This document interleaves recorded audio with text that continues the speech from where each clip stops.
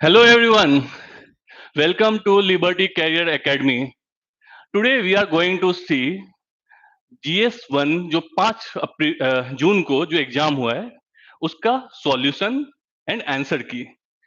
Basically पहले हम देखेंगे detail analysis of the question paper. Let's see किस टाइप के क्वेश्चंस आए हैं और कौन से सब्जेक्ट ने डोमिनेट किया है। Because UPSC every year changes the pattern. So UPSC का नाम अब सिर्फ यूपीएससी जैसे यूनियन पब्लिक सर्विस कमीशन से बदल के हम ये रख सकते हैं कि unpredictable service commission. Because every year, हर समय, एवरी नेक्स्ट ईयर और एवरी 2 ईयर और 3 ईयर यूपीएससी का टेंडेंसी है to surprise the aspirant. So this time also UPSC has come with the surprise because अभी तक geography जो question थे, geography portion, it was giving hardly 4 to 5 questions. This year जो geography has dominated again, almost 11 to 14 questions geography से हैं। Environment and economy is always a dominating factor, जहाँ पे 20 से 22 क्वेश्चन environment से होते हैं या economy से होते हैं। Let's see इस साल कैसा पैटर्न रहा है। So the pattern is this is the 100 questions list जिसमें 21%, that is 21% questions are from the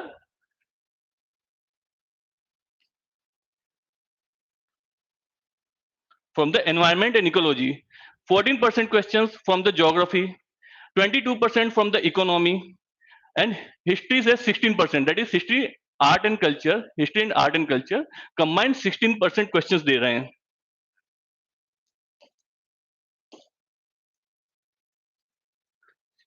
So that includes your modern history, ancient history and art and culture. This time even medieval history के भी question पूछे गए थे जो अभी तक neglect हो रहा था।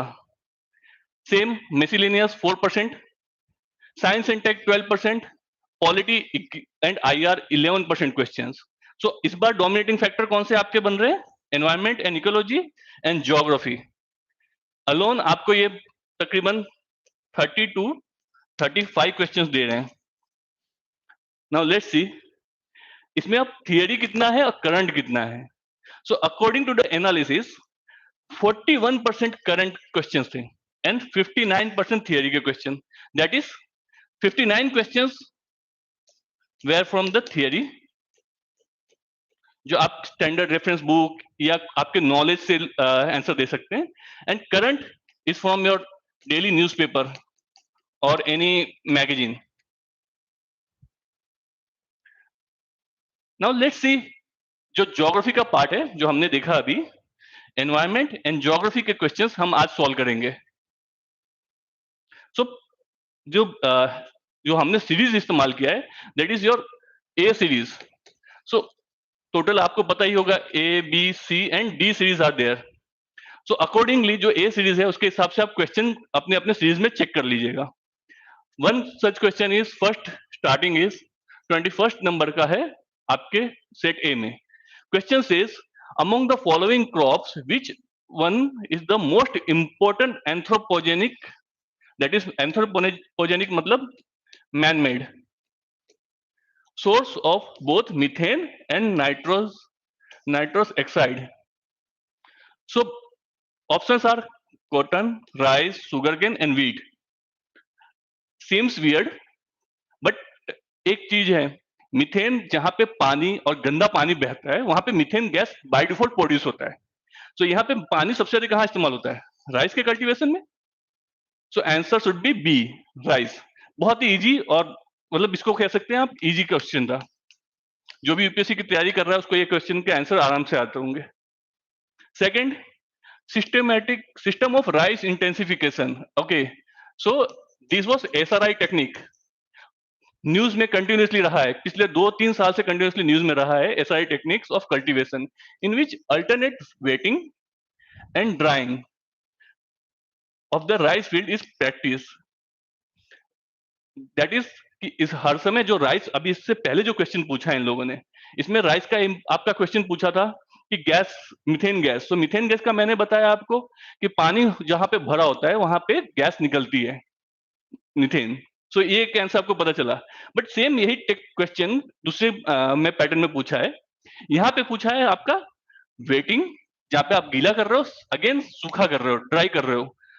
वो टेक्निक है rice system of rice intensification, जो राइस कल्टीवेशन की न्यू टेक्निक है, जो आजकल पूरी बहुत जगह इस्तेमाल हो रही है, और खासकर उस एरिया में जहां पे पानी की कमी है, राइट। सो अब इसके अंदर क्वेश्चन क्या पूछ रहा है कि reduce seed requirement, second reduce methane production and reduce electricity consumption, and which of the following is given below is correct.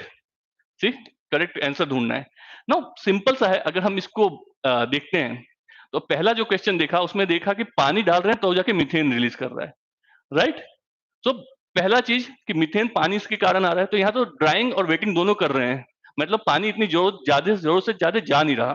तो यहाँ क्या हो रहा है, सबसे पहला answer reduce methane production. Obviously by default अगर आप वाटर के कंजम्पशन कम कर दे रहे हैं उस एरिया में, तो पानी गंदा होगा नहीं, पानी बैठेगा नहीं, तो नया मीथेन प्रोड्यूस नहीं होगा। सो मीथेन की प्रोडक्शन कम हो जाएगी। सेकंड, रिड्यूस सीड रिक्वायरमेंट, ये भी करेक्ट है। अब हाउ, सी, जब सीड राइस का प्लांटेशन किया जाता है, जो सैपलिंग लगती है राइस की, अगर आपने मूवीज में देखा हो या अगर आपने खुद खुद रियल लाइफ में देखा हो, क्या होता है कि एक जगह पहले प्लांट किया जाता है राइस को, और देन राइस का पूरा गुच्छा उठाया जाता है और दूसरी जगह प्लांट किया जाता है। ये आपने देखा होगा, नोटिस किया होगा। बट एसआरआई टेक्निक में क्या करते हैं, हम एक पर्टिकुलर एक ही सीड का जो उठाते हैं, एक ही प्लांट लगाते हैं दूसरी जगह, that only. So one seed, so आपका reduce seed requirement, obviously answer आ गया। Then your reduce electricity consumption, C, आपका ड्राइंग एंड वेटिंग पैटर्न चल रहा है, आपको हमेशा पानी नहीं चाहिए, तो आपने जो ये इरिगेशन का जो बिल आता है इलेक्ट्रिसिटी में, वो बाय डिफॉल्ट रिड्यूस हो गया। सो answer should be your 1 2 3। Now again next question, which one of the following lakes of West Africa has become dry and turned into desert? ये क्वेश्चन है इसलिए क्योंकि 2021 में 2021 में आई थिंक सो अक्टूबर, अगस्त से अक्टूबर के बीच में ये न्यूज बहुत आया था इंटरनेशनल, कि एक लेक पूरी ड्राई हो चुकी है, और उसका कारण था increase of Sahara desert, increase of Sahara desert का बढ़ना। और ये है मोस्टली, ये जो लेक है उसका आंसर है, ये आंसर है लेक फागुबिन। ये आप पड़ता है आपके माली में, माली जो कंट्री है वहां पे, और यहाँ पे आपका सहारा डेजर्ट बढ़ता चला जा रहा है, इसके कारण ये ड्राई हो गया है। It was in news in 2021, so current का क्वेश्चन है ये। ओह, great question. See, Gandikota Canyon of South India was created by which of the following rivers? See, canyon है ना, आपको पता होगा ग्रैंड कैनियन, अगर आपने पढ़ा होगा तो grand canyon of Colorado river,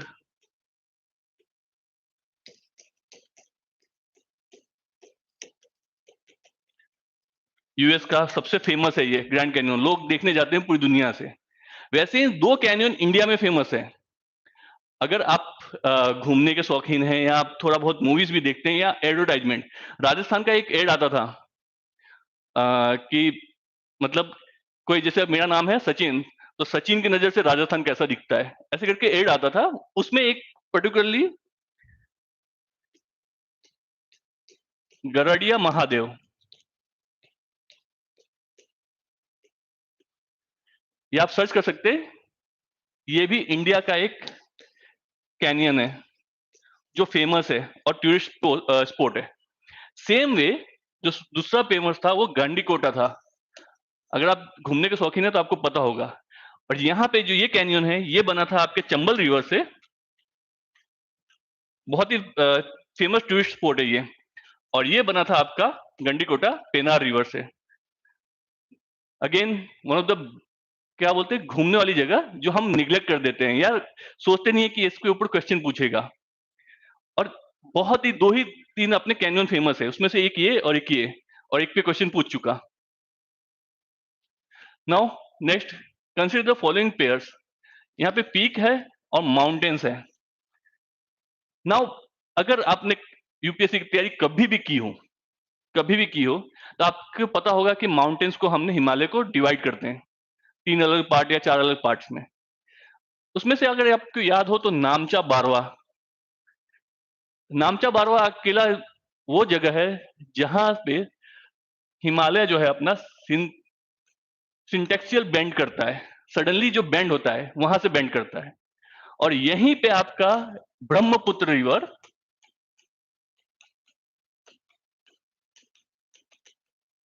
U turn लेता है, सडनली यहां से ऐसे टर्न आ जाता है ब्रह्मपुत्र रिवर। सो अगर ये आप समझिए कि ये कहां पे होगा, Brahmaputra river by default Arunachal वाले एरिया। सो ये गढ़वाल तो आपका कहां पे आ जाता है, कुमाऊं, गढ़वाल, उत्तराखंड वाला एरिया। सो बाय डिफॉल्ट ये आपका गलत हो जाता है। सेकंड, नंदा देवी, कुमाऊं हिल्स, बिल्कुल नंदा देवी अपना सेकंड हाईएस्ट पर्वत है। K2 गॉड यूनिवर्सिटी इन नंदा देवी, ये फेमस अपने माउंटेन्स हैं, पीक्स हैं, वो कुमाऊं हिल्स में, that is correct. Now next is Nokrek. C Nokrek famous है, अगर आपने पढ़ा है तो मेघालय में सबसे ज्यादा फेमस है नोकरेक, मेघालय में आता है नोकरेक। ये Sikkim Himalaya by default, Sikkim Himalaya by default इसका आंसर गलत हो जाता है। तो आपका आंसर यहाँ पे क्या बनता है, सेकंड, 2 ओनली। नेक्स्ट देखते हैं, ओ लेवांट।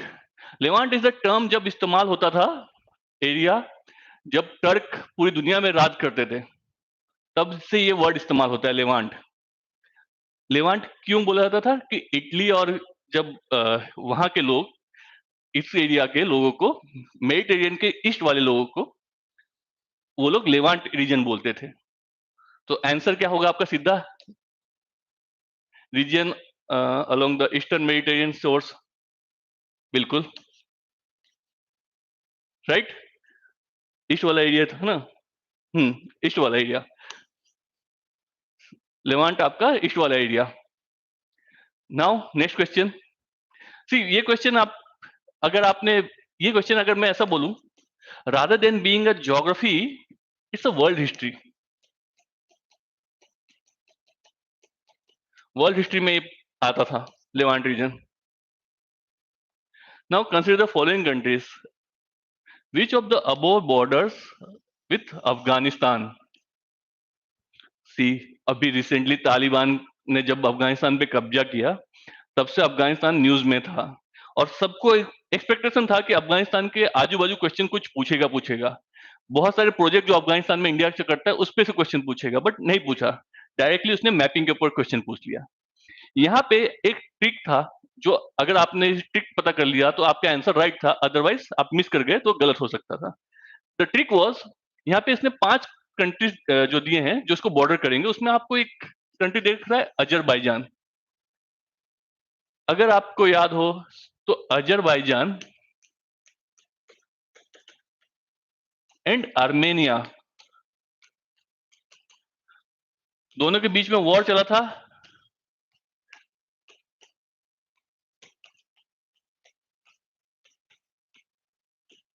नागरानो काराबक्स एरिया को लेके वॉर हुआ था, अगर आपको याद हो तो, बहुत ही न्यूज में रहा था, ये प्रोमिनेंट न्यूज में रहा था। सो अजरबैजान एरिया आर्मेनिया के साथ है, तो अफगानिस्तान के साथ बॉर्डर कैसे कर सकता है, बिकॉज बीच में आपका कैस्पियन लेक आता है, और कैस्पियन लेक के ईस्ट साइड में हमारा अफगानिस्तान है, और वो ऐसे भी टच नहीं करता, और ये तो अजरबैजान आर्मेनिया कैस्पियन लेक को टच करते हैं। अगर आपको ये सिर्फ अगर आपने निकाल दिया कि ये नहीं होना चाहिए, तो आप बाय डिफॉल्ट एलिमिनेट कर सकते हो 1 वाले, आपका बाय डिफॉल्ट आंसर हो जाता है सी। बाकी मुझे पढ़ने की जरूरत नहीं है, इसने मुझे 1 से ही मुझे हिंट दे दिया। Now with reference to India, consider the following statement. So monazite, so monazite is a source of rare earth. So monazite sand, अगर आप तैयारी कर रहे हो या न्यूज में हो, न्यूज पढ़ते हो तो भी आपको पता होगा, मोनेजाइट सैंड अपने न्यूक्लियर प्रोग्राम में 3rd स्टेज पे आता है।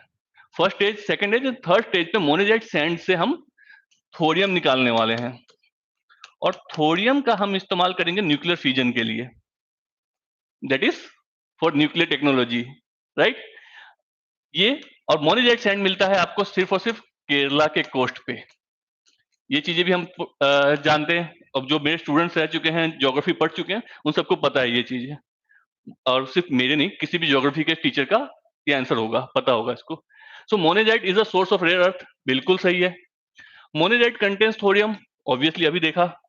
मोनेजाइट occurs naturally in the entire, okay, see confusing, entire Indian coastal sands in India, no, entire नहीं है, क्या है, सिर्फ और सिर्फ केरला।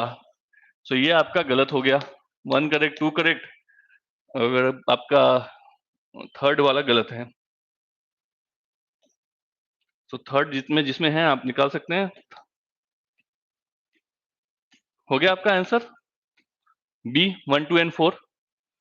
ऐसे पढ़ने की जरूरत भी नहीं है लास्ट, बट फिर भी in India government bodies only can process और एक्सपोर्ट मोनेजाइट, ऑब्वियसली न्यूक्लियर की कोई भी चीजें गवर्नमेंट के कंट्रोल में ही रहेगी।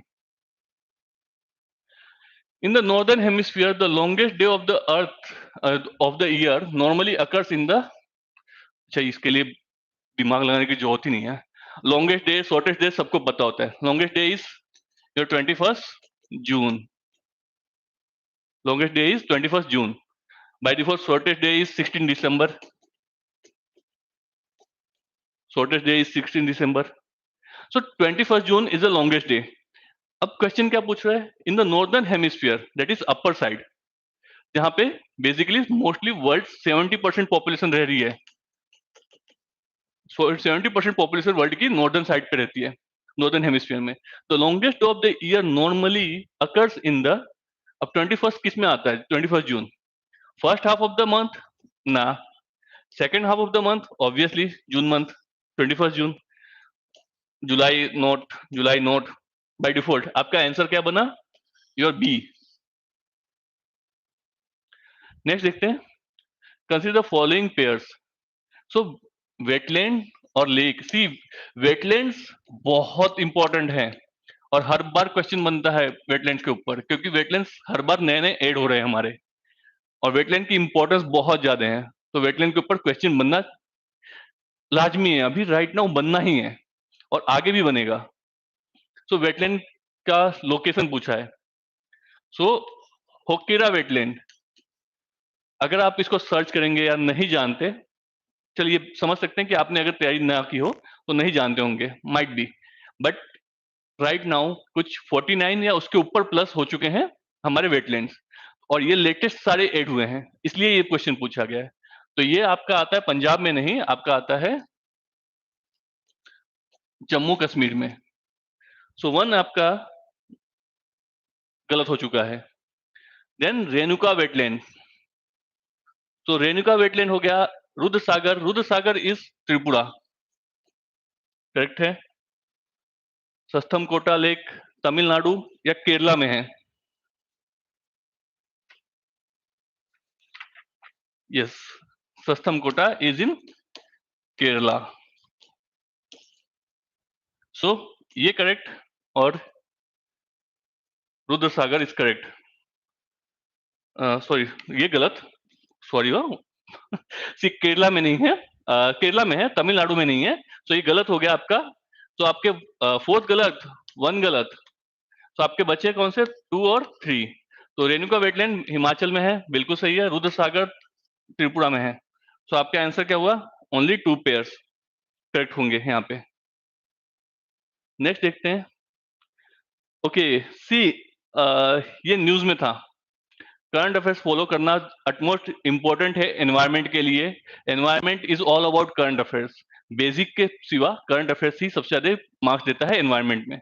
तो क्वेश्चन क्या है, climate action tracker is which monitors the emission reduction pledges of a different countries is, ये कैसी बॉडी है।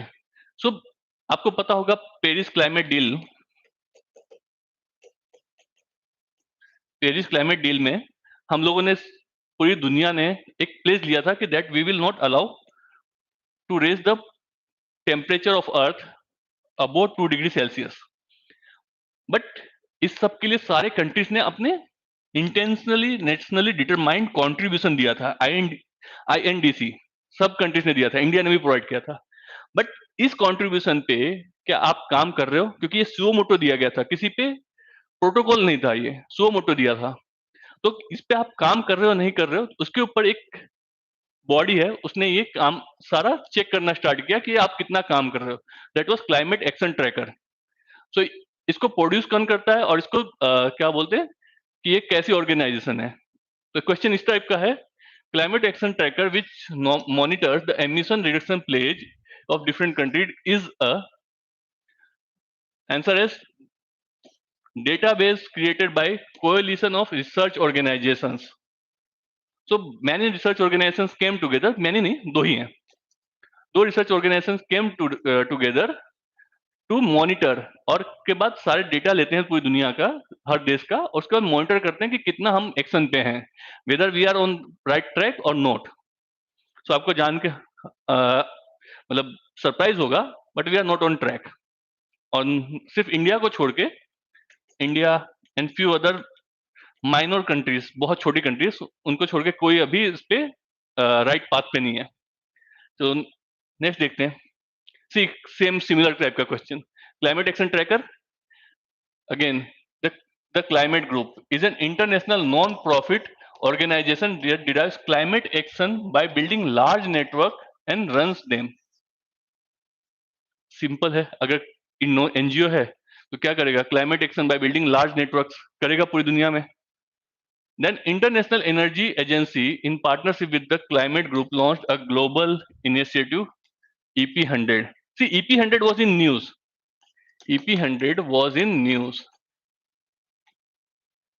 EP100 was in news. और इसके बाद ये the Climate group, under two coalition, वो भी है ही, अंडर टू कोएलिशन, ये सब न्यूज में थे, बहुत ही न्यूज में चल रहा था। सी EP100, आई डोंट नो इसका आंसर ये वाला क्वेश्चन का, ये वाला सेकंड की राइट है या रॉन्ग है। नेक्स्ट देखते हैं थर्ड वाला, EP100 brings together the leading companies committed to driving innovation in energy efficiency and increasing competitiveness while delivering on emission reduction goals. See, EP100 अगर आप पढ़ेंगे तो साफ साफ बोलता है कि इस कोएलिशन ऑफ कॉर्पोरेट और कंपनीज जो एक गोल की तरफ, दैट इज रिन्यूएबल एनर्जी को टारगेट कर रहे हैं, एनर्जी जो हम इस्तेमाल करते हैं, जैसे फॉर एग्जांपल कोल एनर्जी से बहुत सी कंपनी चल रही हैं, उसको हटा के हम रिन्यूएबल एनर्जी की तरफ जाएं। सो ये एक EP100 एक was one of the organisation. So third आपका करेक्ट हो जा रहा है, फर्स्ट आपका करेक्ट हो जा रहा है, second I am not sure. Now again देखते हैं फोर्थ को, some Indian companies are members of EP100, why not? देखा जाए तो व्हाई नॉट, अगर पूरी दुनिया के सारी कंपनीज आ रही हैं, इंडियन कंपनीज भी उसके अंदर पार्टिसिपेट करेंगे ही। तो 1, 3, 4 करेक्ट हुआ, फिफ्थ लास्ट देखते हैं, the International Energy Agency is the secretariat to the Under two Coalition. See EP100, Under two Coalition, the Climate Group, all three were in news, all three were in news. So EP100, Under two coalition, सब इसके अंदर बने हुए, the Climate group के अंदर। सो इसका secretariat international Energy agency के पास नहीं जाएगा, ऐसे भी IEA ये सब काम नहीं करेगा, ट्रैकिंग का काम नहीं करेगा, ठीक है। तो अगर हम इसको फिफ्थ को एलिमिनेट करते हैं तो आपका फर्स्ट एलिमेंट हो जाता है, सेकंड एलिमेंट हो जाता है, एंड थर्ड भी एलिमेंट हो जाता है। तो आपका आंसर क्या बचता है? 1, 3 एंड 4। नाउ नेक्स्ट देखते हैं, if rain forest and tropical forest are the lungs of the earth, okay, that's really good question. Tropical forest और क्या बोलते हैं, equatorial forest are known as the lungs of the earth. You might know कि Amazon forest बहुत famously known as lung of the earth. Then surely wetlands function as the kidney. Okay, so kidney का सबसे पहला function पता होना चाहिए। Kidney क्या करता है? To purify the blood, purify blood in our body. So which one of the following function of the wetlands best reflects the above statement. So purify करना है. So wetland is पानी से भरा हुआ, तो purifying the water. तो इसमें से कौन सा स्टेटमेंट देता है? तो water cycle in wetlands involves surface runoff, subsoil percolation and evaporation. हाँ है, होता है ये. बट क्वेश्चन क्या पूछ रहा है कि किडनी का काम कौन सा है उसका? एज ए किडनी का ऐसा कौन सा रोल है जो इसके लिए उसको किडनी बोला जाता है? Second, algae form the nutrient base upon which face crustal no, एक टाइप का ये तो क्या प्रोवाइडर हो गया, just like agriculture. Wetlands play a vital role in maintaining sedimentation balance and soil stabilization. See balance करता है, बिल्कुल करता है, बट अगेन किडनी का रोल नहीं आया. Kidney role is not balancing, kidney is purifying.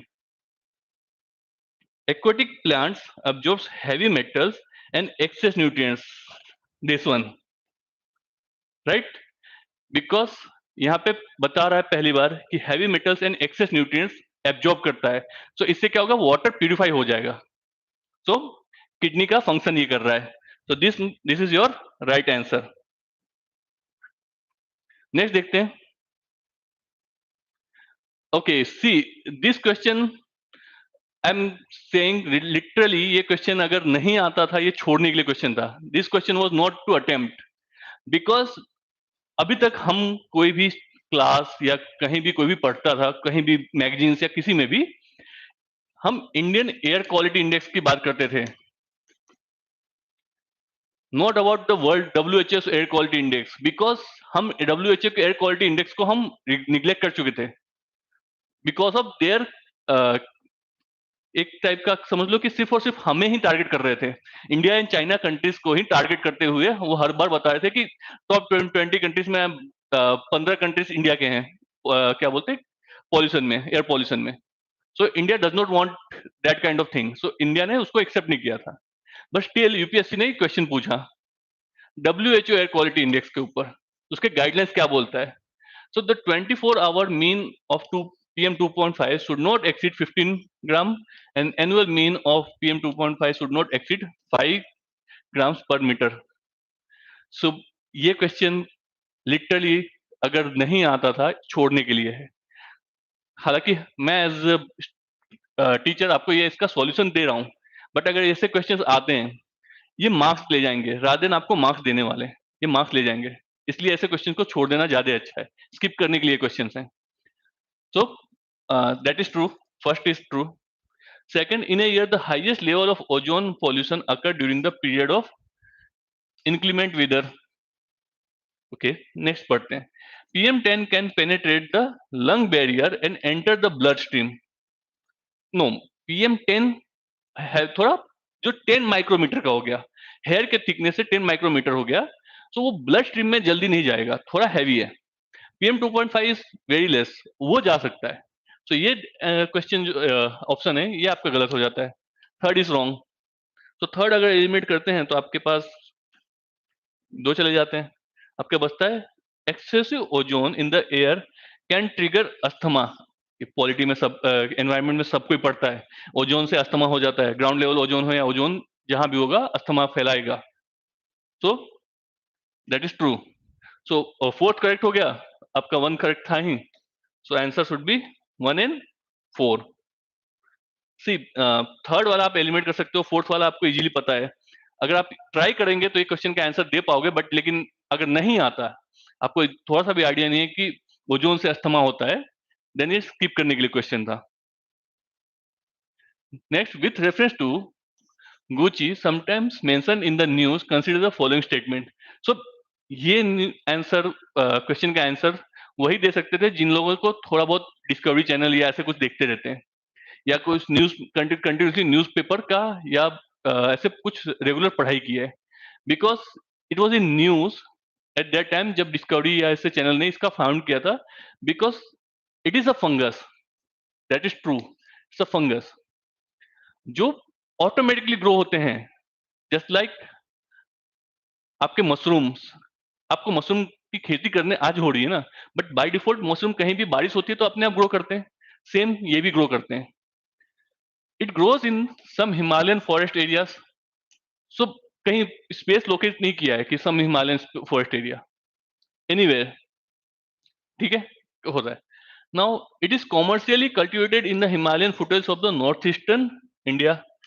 Might be possible, क्योंकि Himalayan north east India में बारिश होती है, बारिश जहां होती है आपको मशरूम होने के चांसेस होते हैं, दैट इज फंगस ग्रो होते हैं। बट यहाँ पे जो क्वेश्चन में उसने टिक किया है, इट इज कॉमर्शियली कल्टिवेटेड, आपका मशरूम नहीं है, मशरूम इज कॉमर्शियली कल्टिवेटेड, ये अभी तक कॉमर्शियली कल्टिवेटेड नहीं होता है, ये बाय डिफॉल्ट ग्रो होते हैं, इसलिए ये लाखों में बिकते हैं, लाखों में इसकी कीमत होती है। तो ये आपका आंसर हो जाएगा गलत, थर्ड वाला। और थर्ड गलत किया आपने तो बाय डिफॉल्ट आपका आंसर हो जाएगा सी, 1 एंड 2।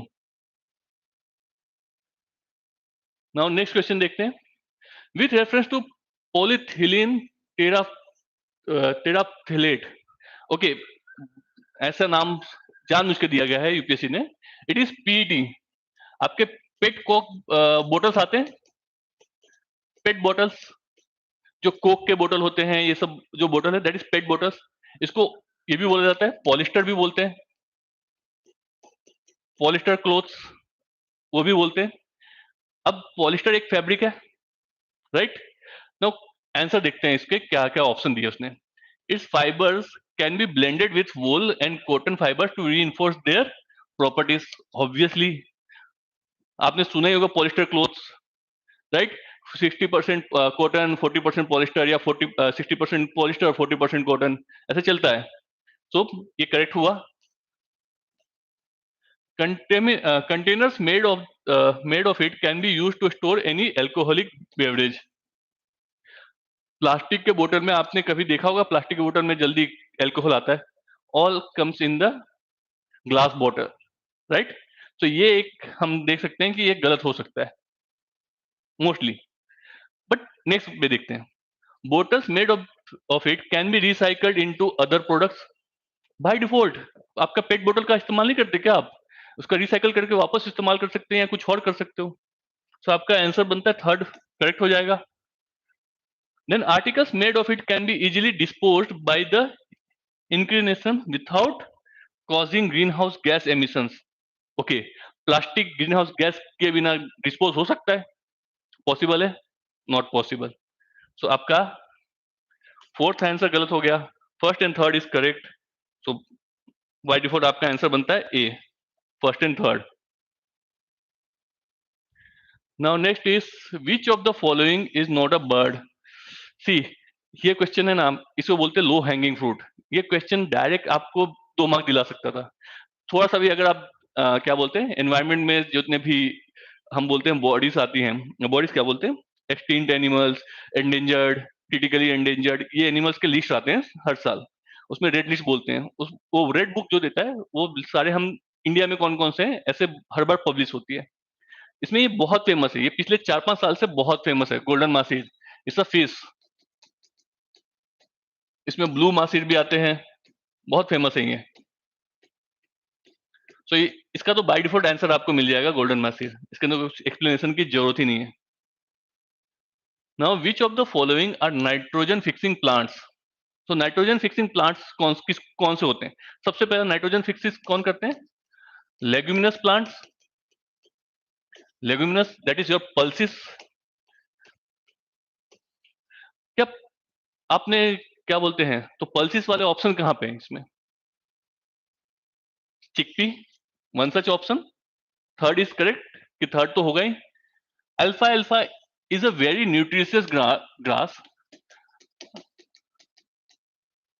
ये एनवायरनमेंट में सबको जानता है अगर उसने थोड़ा सा भी इसके बारे में स्टडी की है, एनवायरनमेंट के बारे में। सो अल्फा अल्फा ग्रास एक हाईएस्ट ग्रोइंग ग्रास है आपके साउथ अमेरिका में, और साउथ अमेरिका में ये ग्रास का इस्तेमाल करके वहां पे डेवलप हुआ है आपका मीट एंड डेयरी इंडस्ट्री, इस ग्रास का इस्तेमाल करके। अल्फा अल्फा एक बहुत ही न्यूट्रिशियस ग्रास है। तो ये दोनों भी हम आंसर डाल सकते हैं कि अल्फा अल्फा चिकपी हो सकता है। स्पिनिच तो नहीं हो सकता क्योंकि स्पिनिच इज लीफी वेजिटेबल, जो लीफी वेजिटेबल्स होते हैं वो लेगुमिनस प्लांट नहीं होते बाय डिफॉल्ट। मैं स्पिनिच को निकाल सकता हूं, तो 6th वाला ऑप्शन अगर मैं हर जगह से निकालता हूं तो आपके 3 ऑप्शन तो बाय डिफॉल्ट निकल गए, तो आंसर क्या बचा आपका? 1, 3 एंड 4। सो मुझे क्लोवर का पता नहीं था बट स्पिनच का आइडिया था। मिल गया आंसर। नाउ बायोरॉक टेक्नोलॉजी, सी ये तो बहुत न्यूज में था, बायोरॉक टेक्नोलॉजी बहुत ज्यादा न्यूज में था। और ये गुजरात में ही अभी सबसे में पहला एक्सपेरिमेंट कर रहे हैं बायोरॉक टेक्नोलॉजी का। इससे क्या कर रहे हैं कि जो डैमेज कोरल रीफ्स हैं उसको रिस्टोर करने की कोशिश कर रहे हैं। So restoration of damage coral reefs आपका फर्स्ट आंसर है ये। बहुत ही कॉमन न्यूज है, इवन जीपीएससी में ये क्वेश्चन पूछ चुका है। ये जीपीएससी में क्वेश्चन आ चुका है बायोरॉक टेक्नोलॉजी का।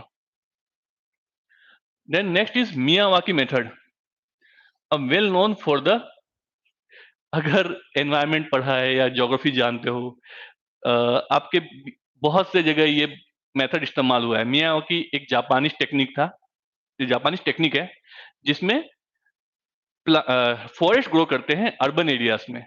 उसके अंदर कोई टेक्नोलॉजी नहीं, मतलब टेक्निक इस्तेमाल नहीं होती कि ऐसे प्लांट करना है ऐसे प्लान करना है। It's just like throwing seeds in a particular patch of a land और उसको ग्रो होने देना है। सो इसका answer should B promotion of commercial farming in arid and semi-arid areas, na. Development of gardens using genetically modified flora, na. Creation of mini forest in urban areas, बिल्कुल। मैंने आपको बताया, बोला अभी कि थ्रो करके सीड्स को ओपन एरियाज में आप तो इसको इस्तेमाल कर सकते हो फॉरेस्ट को ग्रो करने के लिए। मियावाकी मेथड में पर्टिकुलर कोई प्लांट को टारगेट नहीं करते हम लोग। It's just like forest, forest में जो भी चीज ग्रो होता है ग्रो होने देते हैं। Now next is consider following, how many of the above are generally known as the tea producing states. Okay, so पहला चीज टी प्रोड्यूसिंग स्टेट्स पूछा है और ऑप्शन दिए हैं Andhra Pradesh, Kerala, Himachal Pradesh and Tripura. I think so Tripura को छोड़ के बाकी किसी पे लोग वो नहीं करेंगे, क्योंकि केरला और आंध्र प्रदेश हम सबको पता है, हम वो सबको जानते हैं कि कॉफी के लिए कल्टीवेशन के लिए फेमस है, राइट। बट जहां पे कॉफी कल्टीवेशन हो सकता है वहां पे आपका टी भी कल्टीवेट हो सकता है। बहुत ही कम प्रोडक्शन होगा, मतलब इवन 100 टन भी होगा सबसे कम। That is then also it is a producing tea producing state by default. So Tripura तो आंसर है ही आपका। इस लॉजिक से आपका हिमाचल प्रदेश भी बनता है, हिमाचल प्रदेश में भी है एक दो टी स्टेट्स, केरला में भी होंगे और आंध्र प्रदेश में तो होगा ही। आंध्र प्रदेश में आपका कुर्ग वाला एरिया सब, कुर्ग आई थिंक सो कर्नाटक में है, सॉरी। आंध्र, केरला, हिमाचल, त्रिपुरा, ये तीन चारों के चारों आंसर आपके आ जाते हैं, ऑल 4 स्टेट्स। सी यूपीएससी ने एक पैटर्न जो चेंज किया, अभी तक आप एलिमिनेट करना जानते थे, पहली बार इसने ना एलिमिनेशन का टेक्निक ही हटा दिया है। इसमें कहाँ एलिमिनेट कर पाओगे? Only 1 state, only 2 states, only 3 states या all 4 states. Elimination technique end कर दिया है यूपीएससी ने। अभी तक क्या हो रहा था कि हर क्लास या हर टीचर या हर पास आउट कैंडिडेट यूट्यूब पे आके ये बताता था कि कैसे एलिमिनेशन टेक्निक से आप इतने मार्क्स स्कोर कर सकते हो। अब एलिमिनेशन टेक्निक ही खत्म कर दिया। See UPSC is always 1 step ahead of the classes. This is the following pairs, इसमें रिजर्वायर्स और स्टेट्स, कौन से रिजर्वायर्स कौन से स्टेट्स में है। अब ये फेमस कुछ रिजर्वायर्स हैं। One is Ghat Prabha, Gandhi Sagar, Indira Sagar and मैथुन। सी ऐसे तो मुझे याद सबका पता नहीं कह सकते, but Maithon was in not in Chhattisgarh, it was in Jharkhand, right. Again Ghataprabha Karnataka, Karnataka या आंध्रा,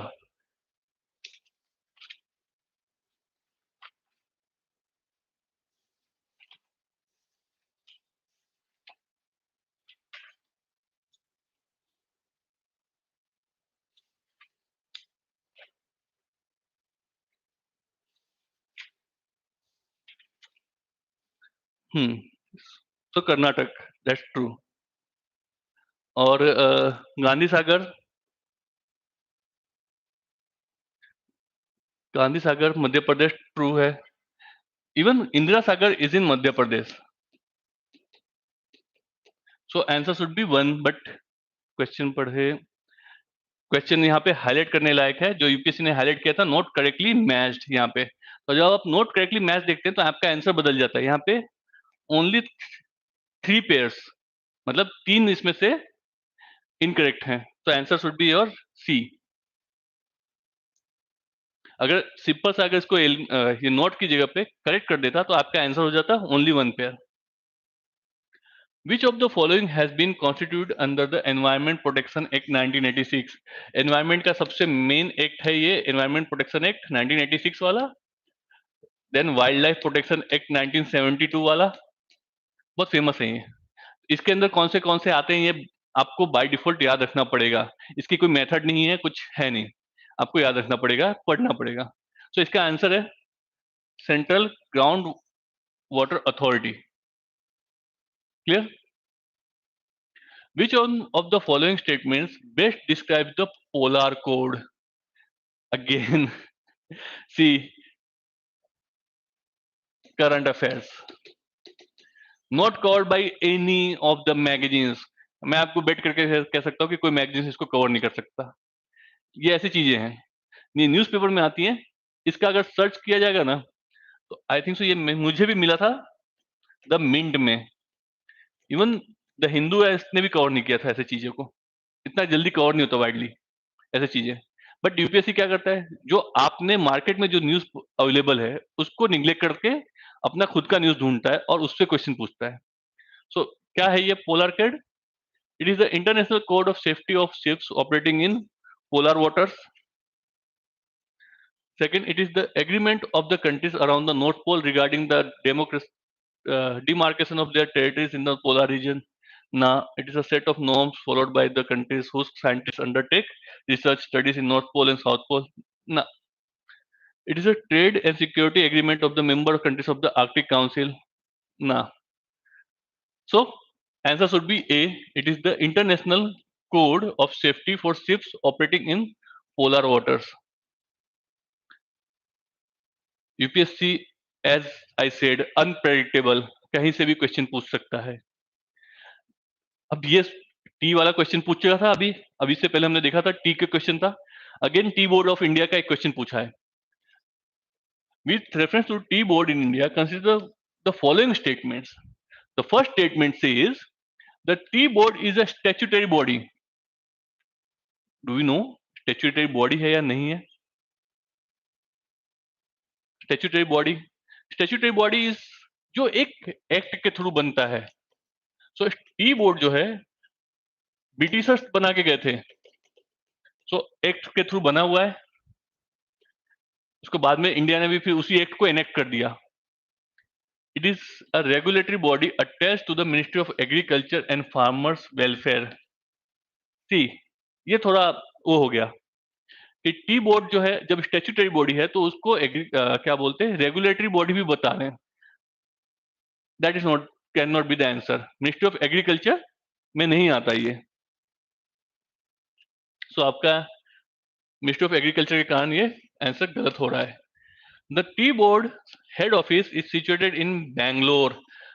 ओके, सी, ये आपको बाय डिफॉल्ट अभी तक है ना हेडक्वार्टर से हम लोग क्वेश्चन नहीं पूछते थे UPSC.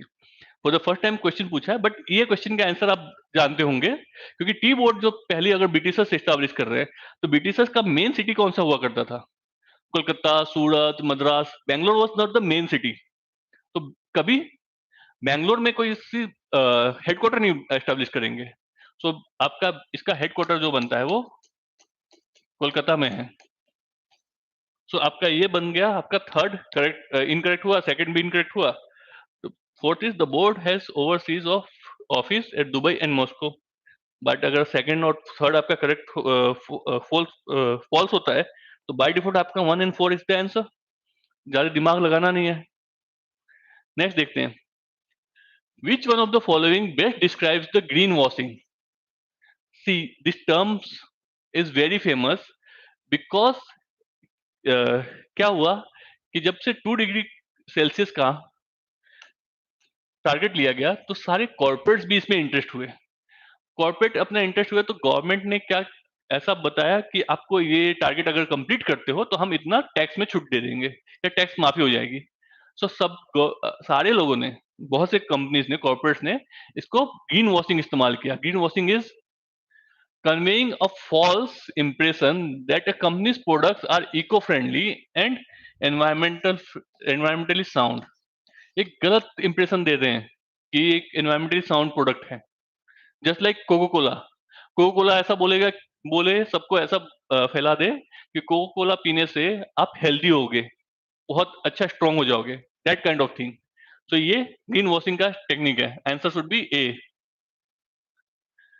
Consider the following statement regarding high cloud primarily reflects solar radiation and cool the surface of the earth।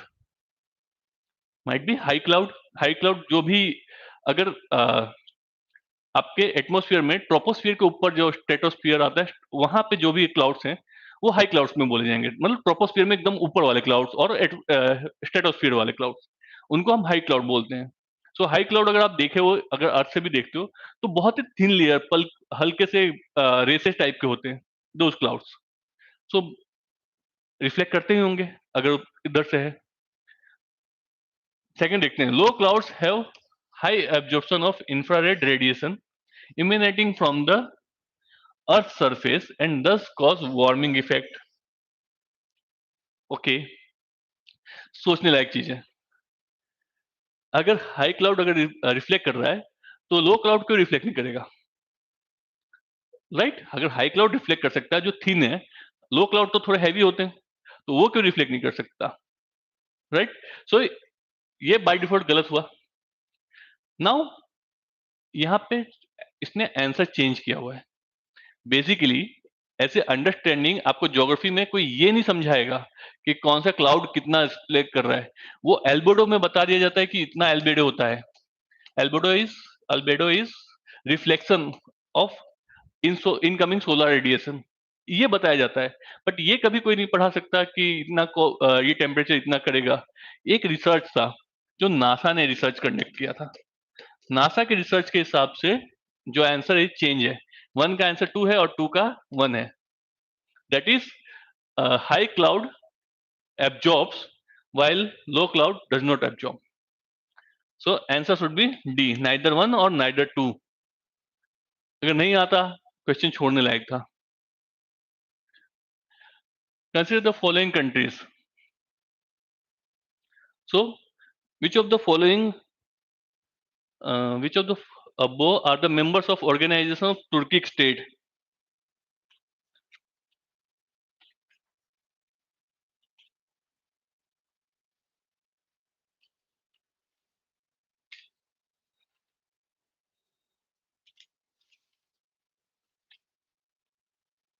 So Turkic state का answer exactly, just a second.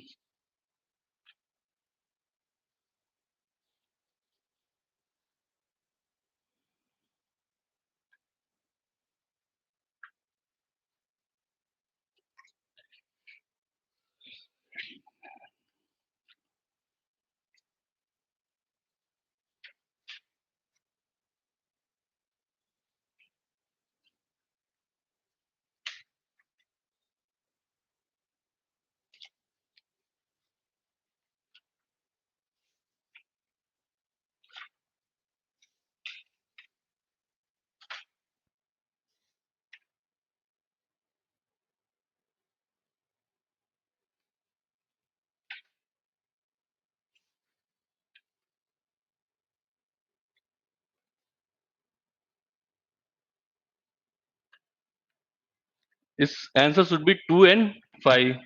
So I am not aware of this question seriously। So it's Azerbaijan and Uzbekistan।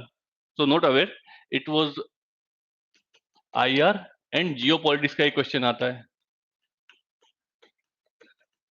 ये नहीं आता तो छोड़ने लायक, skip करने लायक question थे। इसको जबरदस्ती ऐड करके आप अपने मार्क्स नहीं गंवाना चाहते। Now this one, consider the following statements. Gujarat has the largest solar park in India. Sure? नहीं। हर बार चेंज हो रहे हैं, हर बार कोई ना कोई नया आ रहा है। कभी छत्तीसगढ़ में हुआ था बीच में, फिर तेलंगाना में आया था, आंध्र प्रदेश में हो चुका, कर्नाटक में आ चुका, फिर गुजरात में था। अभी सबसे ज्यादा बड़ा है आपका राजस्थान में। राजस्थान एरिया में सबसे बड़ा है solar park. Kerala has a fully solar powered international airport, that's true only, जो carbon neutral carbon neutral airport है इंडिया का, and that is fully solar powered. Goa has the largest floating solar photovoltaic project in India. नहीं, जो भी floating वाला है कहीं भी होगा। तो अभी तक आपने न्यूज नहीं देखा कि जब हमने सी में ट्राई किया है, जहां पे भी हमने ट्राई किया है वो मोस्टली रिवर्स में ट्राई किया है फ्लोटिंग के लिए।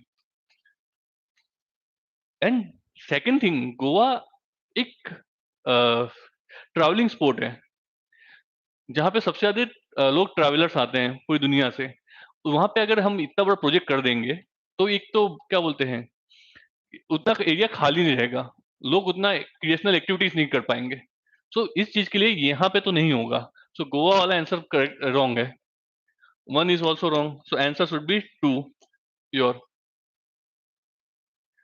नाउ नेक्स्ट देखते हैं UNCLOS. Okay, so UNCLOS एक लॉ बनाया गया था पूरी दुनिया में मिलके, कि पर्टिकुलरली आप जैसे सिंपल सा है, इसको इस तरह से समझो। तो यहां तक आपकी टेरिटोरियल वाटर है, इसके यहां तक काउंट होता है। तो ये कितने, इस पे पूरा डिसाइड हुआ था कि यहाँ से यहाँ आपका टेरिटोरियल वाटर, इससे यहाँ पे आपका इकोनॉमिक जोन, और यहाँ मतलब कि आप यहाँ तक अपनी क्या बोलते हैं, जितना भी रिसोर्सिस है, मतलब फिशिंग वाला या कोई भी चीज, वो आपका है, उस देश का है। उसके आगे वाला जहाँ पे क्या बोलते हैं, दूसरे देश भी आ सकते हैं, और उसके ऊपर इकोनॉमिक स्पेशल इकोनॉमिक जोन बोल जाते हैं, एक्सक्लूसिव इकोनॉमिक जोन, ईजेड, ये वाला एरिया भी होता है।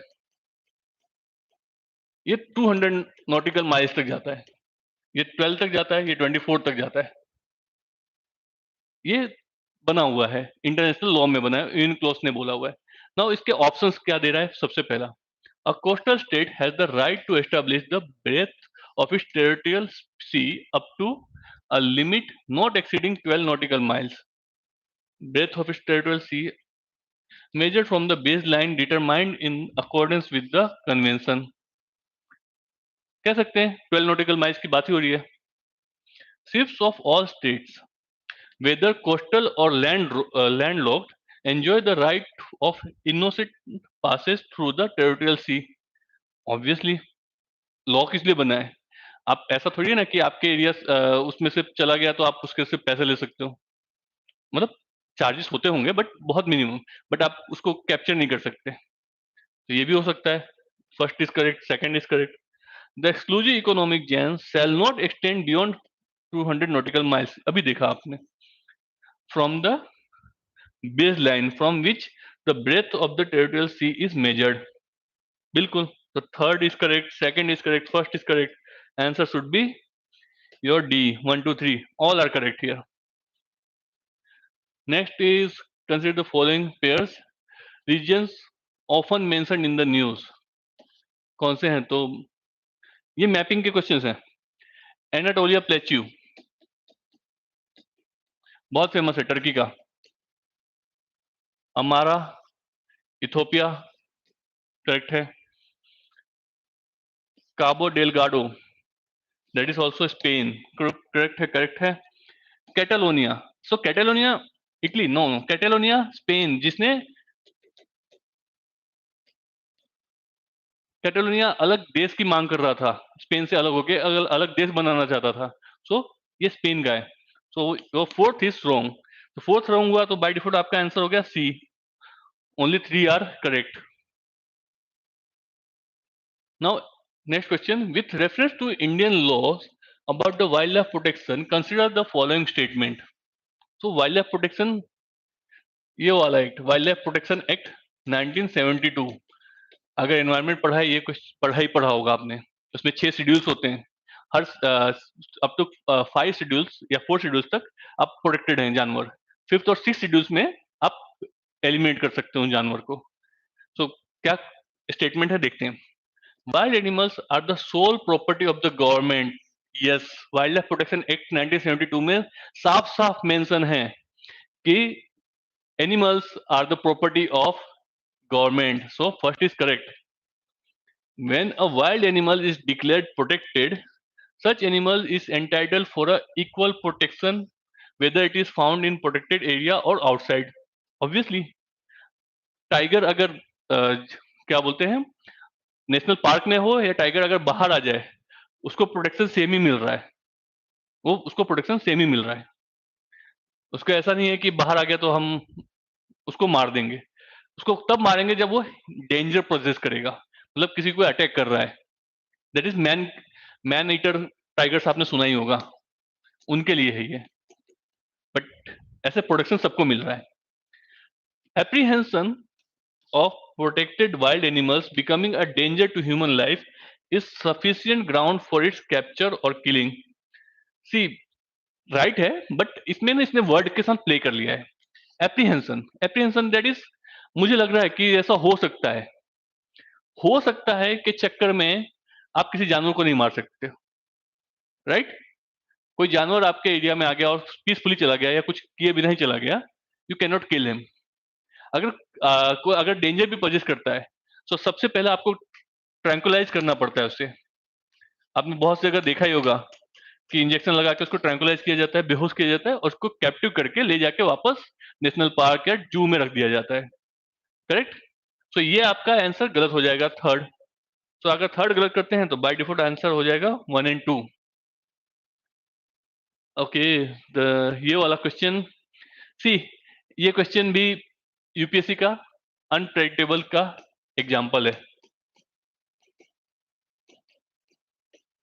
कहां से भी क्वेश्चन पूछ सकता है यूपीएससी।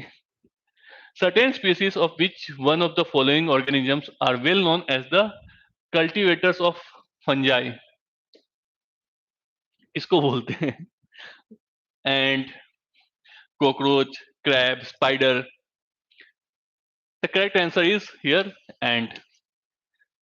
ये बहुत से आर्टिकल में छपे हैं बट पर्टिकुलरली कहीं पढ़ाया नहीं गया होगा या पढ़ा नहीं होगा।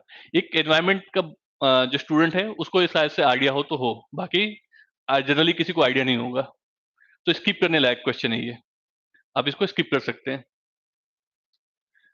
Next is, consider the following carbon monoxide, nitrogen oxide, ozone, sulfur dioxide, excess of which of the above environment causes acid rain? Okay, so acid rain, अगर आप एनवायरमेंट पढ़ रहे हैं या पढ़ चुके हैं तो एसिड रेन का सबको पता होगा। एसिड रेन में कोई साइंस नहीं लगता, एसिड रेन सबको पता है एसिड रेन क्या है। तो एसिड रेन बनने का दो सबसे मेन गैस होते हैं, जो sulphur dioxide, that is correct, sulphur dioxide होता ही होता है, and nitrogen oxide, that is also correct. Ozone या कार्बन मोनोऑक्साइड का इससे कोई लेना देना नहीं है। तो आंसर क्या हो जाएगा आपका? That is 2 and 4, B should be the answer. चलिए, thank you for the listening.